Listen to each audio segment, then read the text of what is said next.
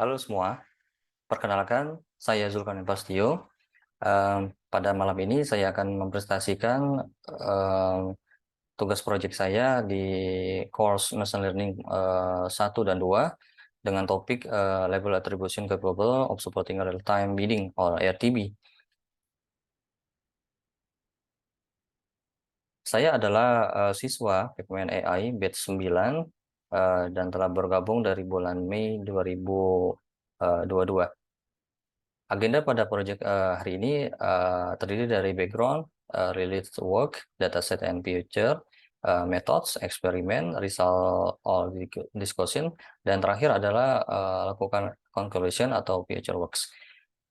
Uh, ini adalah ilustrasi yang akan saya gunakan pada proyek ini, tetapi tidak seperti ini ya.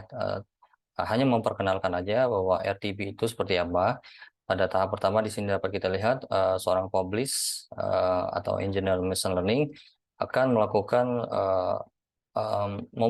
mempublikasikan ya untuk sebuah iklan ya, di mana akan menggunakan sebuah platform machine learning, di mana hasilnya sendiri akan diiklankan dan tentu akan dilihat oleh para konsumen ya. Hanya itu aja sedikit informasi. Kemudian saya lanjutkan.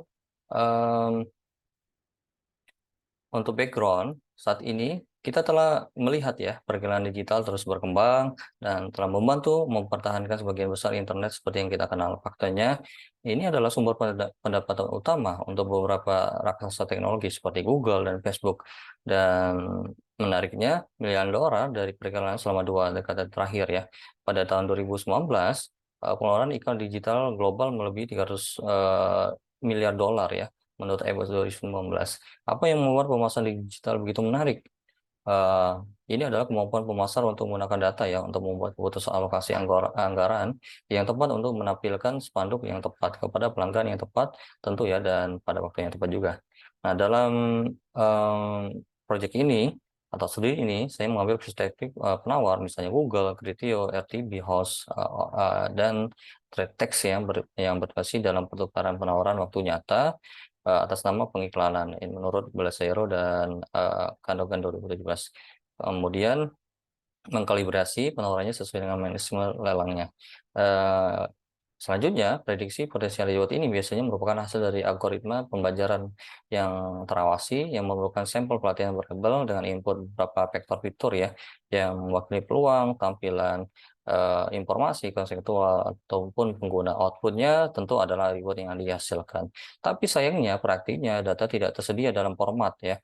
Memang reward yang ditentukan pengiklan ditautkan ke pengguna tertentu. Lebih khusus lagi untuk setiap pengguna pengiklanan menentukan mana dari berbagai saluran periklanan atau platform sisi permintaan, biro iklan, penelusuran, dan yang berinteraksi dengan pengguna penerima kredit untuk konversi.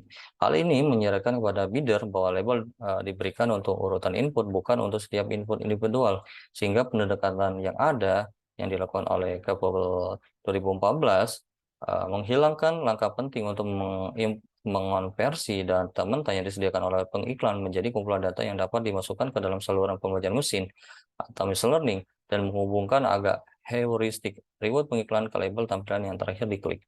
Nah, dalam studi ini atau proyek ini saya mengusulkan solusi yang berprinsip dan dapat diskalakan untuk memprediksi nilai peluang tampilan tertentu yang menjelaskan ketidaksesuaian antara data mentah yang diberikan oleh pengiklan dan data pelatihan yang diperlukan untuk pipeline machine learning.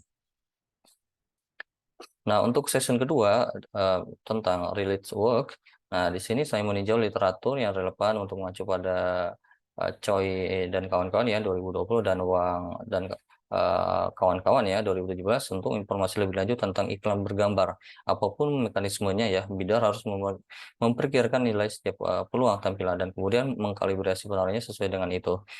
Misal dalam penentuan harga kedua standar industri untuk peluang tampilan tertentu itu adalah menawar ya perkiraan nilai rata-rata yang diperoleh dengan tayangan khusus. Sehingga penawaran ini berbasis nilai ya menurut Zhu et al atau Zhu dan kawan-kawan 2016.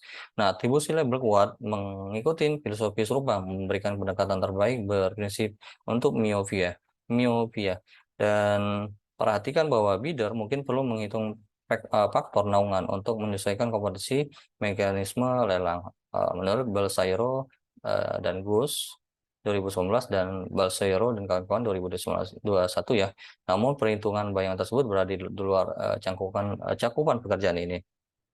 Menyadari perlunya solusi yang lebih berprinsip untuk masalah atribusi pengiklanan, karya terbaru telah mulai mengusulkan pendekatan algoritma ya untuk melampaui heuristik berbasis aturan seperti sentuhan terakhir. Nah, pendekatan mereka didasarkan pada model parametrik ekonometrik. Lalu pekerjaan ini bertujuan untuk merancang pembelajaran mesin atau machine learning yang menetapkan kredit fraksional ke poin kontak yang berbeda dari sudut pandang pengiklanan. Meskipun penggunaan formalisme yang berbeda ya. Pekerjaan saya berkaitan dengan pendekatan analisis kelangsungan hidup yang digunakan oleh Laub dan kawan-kawan 2015. Selain itu, algoritma berbasis sedikit pada bagian um, 4 ya, atau um, untuk metode memiliki beberapa karakteristik yang sama dengan algoritma menurut menurut dengan algoritma IM ya menurut Zheng dan kawan 2014. Nah, selain masalah atribusi pengiklanan, beberapa peneliti juga telah mempertimbangkan masalah bidder ya, seperti yang saya lakukan dan mencoba meningkatkan proses pembelian menggunakan saluran machine learning. Flores, Zhang dan Tribets 2020 mengembangkan algoritma iteratif yang sebenarnya mirip dengan pendekatan saya. Masalah mereka dalam membagi kredit di antara anggota tim bersifat statistis, sementara waktu merupakan aspek penting dari masalah saya. Perbedaan penting lainnya adalah saya mengusulkan implementasi pembelajaran mesin dari algoritma yang mampu memanfaatkan keberadaan fitur konteks ya. Ini adalah dataset dan future. Uh, ini adalah tampilan dari hasil coding menggunakan um, Jupyter Notebook, di mana di sini dapat kita lihat ada YD, future, compression, display type, dan total IO rewards ya. Nanti kita akan konsentrasinya pada display type ya, karena ini akan mempengaruhi semuanya ya, termasuk yang lainnya juga termasuk. Nah, pada display type, anggaplah hanya ada dua jenis peluang nih tampilannya. Ada tampilan B dan tampilan B. Nah, eh, tampilan A itu mengungkapkan perilaku pengguna dan meningkatkan kemungkinan konversi mereka. Tampilan B di sisi lain tidak terpengaruh pada kemungkinan konversi, tapi selalu muncul sebelum konversi seperti yang biasa terjadi pada iklan pencarian menurut Black dan kawan-kawan 2015. Nah, dalam hal ini pengetesan label sentuhan terakhir salah menetapkan semua hadiah untuk ditampilkan pada tampilan B ya. Nah, bidder juga secara bertahap akan meremehkan display A dan menilai terlalu tinggi display B. Hal ini pada gilirannya akan menghasilkan kompresi yang lebih sedikit dan akibatnya reward yang lebih rendah untuk penawar. Nah, untuk label, contoh ini menunjukkan cara pemberi label atribusi sebagai langkah penting dalam menjelaskan strategi bidder dengan reward yang diberikan. Ini menunjukkan keterbatasan pendekatan sentuhan terakhir saat ini dan mendorong pengembangan metode atribusi label alternatif. Nah, saya menyimpulkan contoh ini dengan memperhatikan bahwa optimasi untuk menggunakan aturan atribusi label sentuhan terakhir dalam praktik tampaknya didorong oleh kesalahpahaman bahwa jika pengiklan menggunakan aturan distribusi sentuhan terakhir, bidar harus mengikutinya. Nah, terakhir fixed point equation.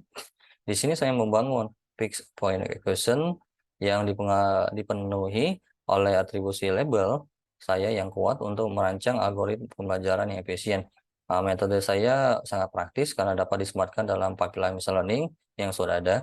Dalam setiap iterasi K, saya mempertahankan dua pemetaan mekanisme atribusi label MIO K yang digunakan untuk membagi reward dan mekanisme penilaian VK yang mengubah setiap vektor fitur menjadi reward yang diprediksi. Kemudian pada langkah kedua, bagi reward dari data mentah menggunakan atribusi label mu K plus 1 dan pelajari pementahan baru Pi K plus 1 menggunakan algoritma machine learning apapun. Misalnya, dalam nilai-nilai yang dipelajari, iklan menunjukkan pengembalian marginal yang semakin berkurang dan merupakan fenomena yang telah diamati dalam praktiknya.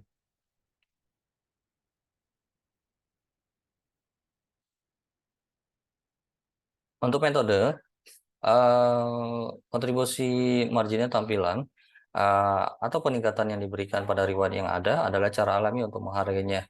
Gagasan ini diformalkan dalam konsep aditivitas yang akan saya definisikan ya. Penilaian V adalah pemetaan dari DXH ke R plus yang digunakan bidder untuk mengkarakteristik nilai tampilan ya berdasarkan reward tertentu. Nah, untuk sifat adivitisannya ini adalah VXH RH plus X min RH. Nah, dalam sistem penelitian ini saya mengacu pada penilaian yang memenuhi properti aditivitas sebagai penilaian yang kuat. Terlepas dari kesederhanannya, saya tunjukkan di bagian ini melalui serangkaian penokohan yang setara bahwa penilaian yang kuat menikmati beberapa sifat yang menarik dan tidak sepele. Sebelum melakukannya, saya menunjukkan bahwa hal itu mengarah pada penilaian yang masuk akal untuk contoh motivasi yang disajikan dalam dataset dan future ya. Secara khusus, penilaian label yang kuat berbeda dari penilaian sentuhan terakhir.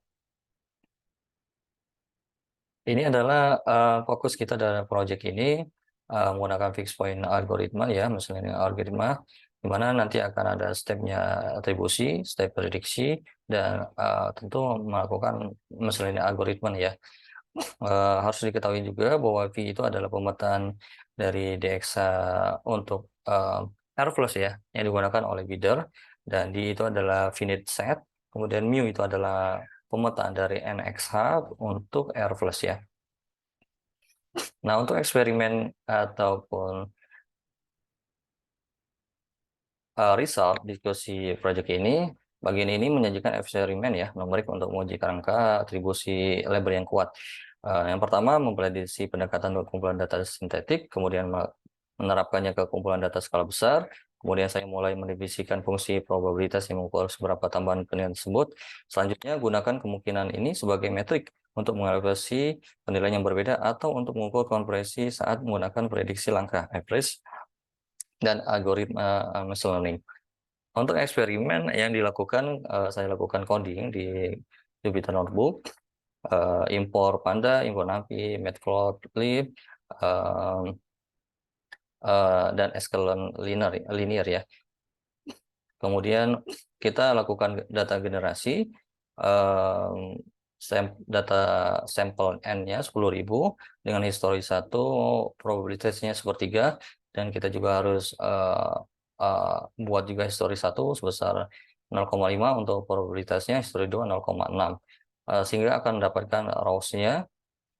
Dan kita di sini membutuhkan generate sampelnya 5 ya, dan hasilnya seperti ini, seperti yang saya tambahkan pada dataset sebelumnya. Ada IUD, future conversion, display type, total IUD rewards. Nah, kemudian bagaimana value continuous dan valuasinya? Nah, di sini saya lakukan coding menggunakan kelas untuk menyematkan yang lainnya ya, dengan continuous logistic regression. Tentu ini akan menjadi static metode ya untuk transform dataset. Kita gunakan wax positif, wax negatif, label positif dan label negatif. Kemudian kita generate datasetnya, kemudian train modelnya, sehingga akan didapatkan wake future wake label dan wake binary-nya ya. Kemudian kita coding untuk compute display valuasinya, di mana label itu ada dalam dataset, futures itu NVP-stack ya, future value-nya, dan model continue logistic regression di sini kita maksimalkan 1000 untuk penaltinya none ya. Kemudian akan didapatkan current dataset dengan history valuation. Nah, kemudian kita lakukan coding juga dengan generate dataset dengan 2390. Kemudian kita current dataset labels untuk current dataset compression ya, value ya, sehingga akan didapatkan identify likelihoods, dan kita plot metrik yang telah dilakukan codingan sebelumnya, sehingga didapatkan akan plot history valuasi dan identify likelihoods-nya seperti apa.